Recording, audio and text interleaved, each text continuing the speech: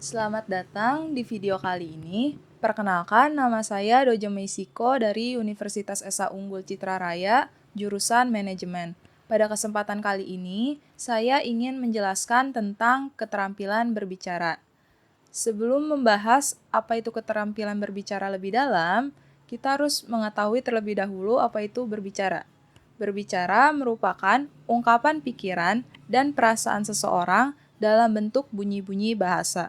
Sedangkan keterampilan berbicara adalah keterampilan mengucapkan kata-kata untuk menceritakan, mengekspresikan, menyatakan, menyampaikan pikiran, gagasan, dan perasaan kepada orang lain dengan kepercayaan diri untuk berbicara secara wajar, jujur, benar, dan bertanggung jawab, serta dapat menghilangkan masalah psikologis seperti rasa malu, rendah hati, berat lidah, dan lain-lain.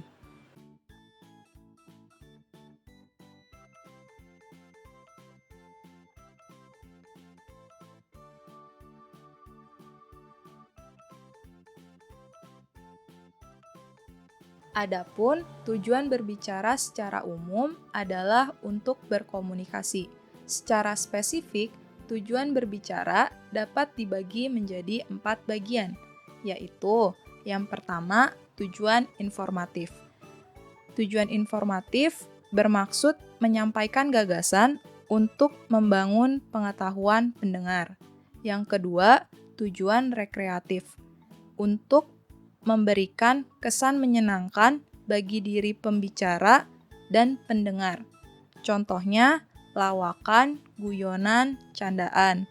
Yang ketiga, tujuan persuasif, menekankan daya bujuk sebagai kekuatannya.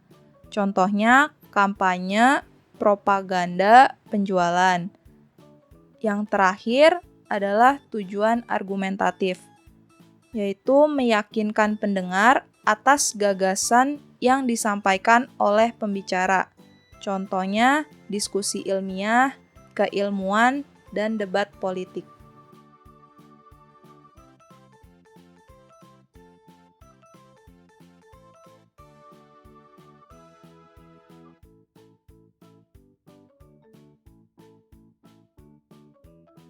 Seperti yang kita ketahui, keterampilan berbicara memiliki banyak manfaat.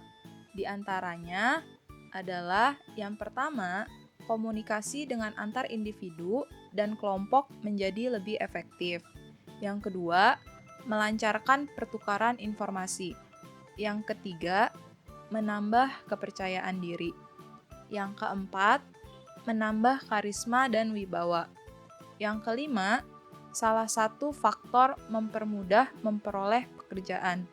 Yang keenam, menambah level nilai dalam diri.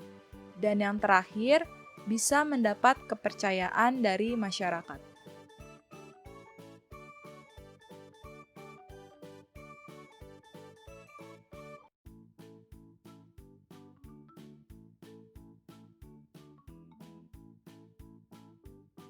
Keterampilan berbicara akan mampu berjalan dengan baik jika kita memahami benar prinsip-prinsip keterampilan berbicara. Beberapa prinsip keterampilan berbicara tersebut adalah sebagai berikut. Pertama, keterampilan berbicara harus ditujukan untuk membentuk kematangan psikologis kita dalam hal berbicara. Kedua, keterampilan berbicara harus melibatkan kita secara langsung berbicara dalam berbagai konteks.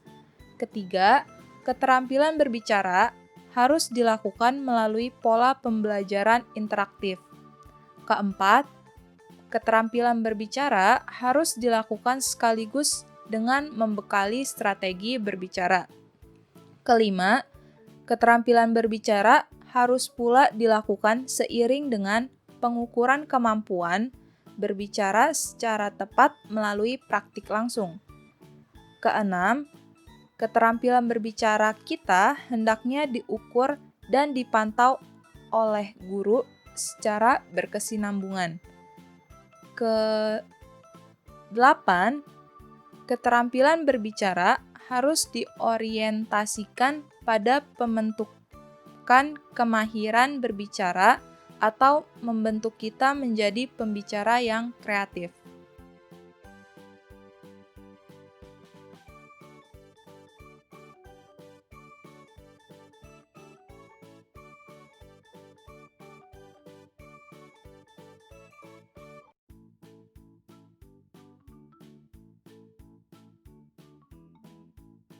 Ada beberapa faktor yang mempengaruhi keterampilan berbicara. Beberapa faktor tersebut adalah sebagai berikut. Pertama, kepekaan terhadap fenomena. Faktor ini berhubungan dengan kemampuan pembicara untuk menjadikan sebuah fenomena sebagai sumber ide. Kedua, kemampuan kognisi dan imajinasi. Kemampuan ini berhubungan dengan daya dukung kognisi dan imajinasi pembicara. Ketiga, kemampuan berbahasa. Kemampuan berbahasa merupakan kemampuan pembicara mengemas ide dengan bahasa yang baik dan benar. Yang keempat, kemampuan psikologis. Kemampuan psikologis berhubungan dengan kejiwaan pembicara.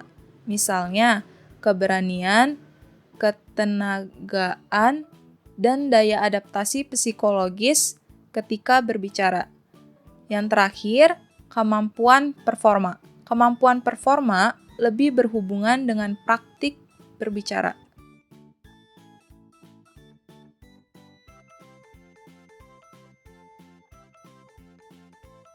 Selain faktor-faktor yang sudah saya sebutkan sebelumnya, terdapat pula beberapa faktor lain yang mempengaruhi keterampilan berbicara.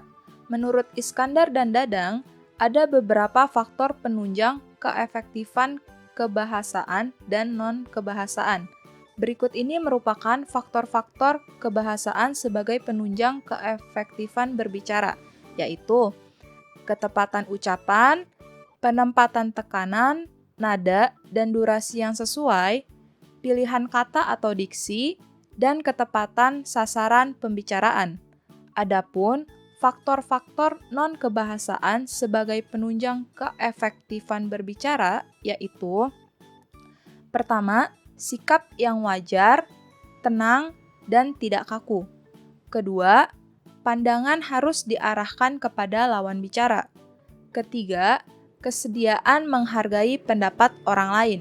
Keempat, gerak-gerik dan mimik yang tepat. Kelima, kenyaringan suara juga sangat menentukan. Keenam, kelancaran. Ketujuh, relevansi atau penalaran. Dan yang terakhir adalah penguasaan topik.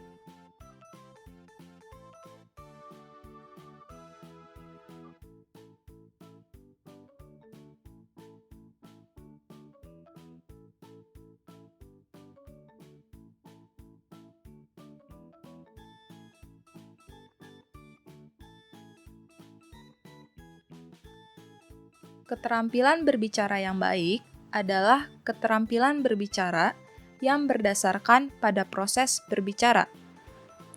Dalam praktiknya, keterampilan berbicara dikemas dalam 3 tahapan, yaitu tahapan perencanaan, tahapan pemilihan, serta tahapan pemroduksian.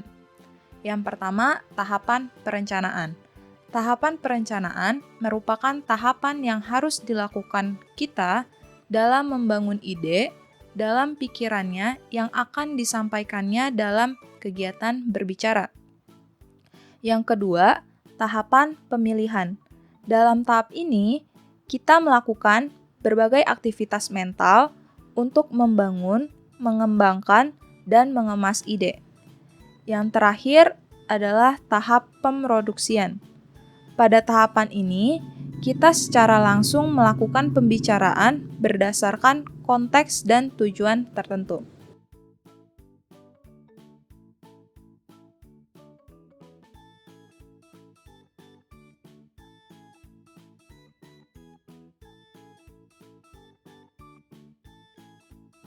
Sekian materi keterampilan berbicara yang dapat saya sampaikan pada kesempatan kali ini. Semoga dapat bermanfaat bagi kita semua. Terima kasih untuk waktu dan perhatiannya.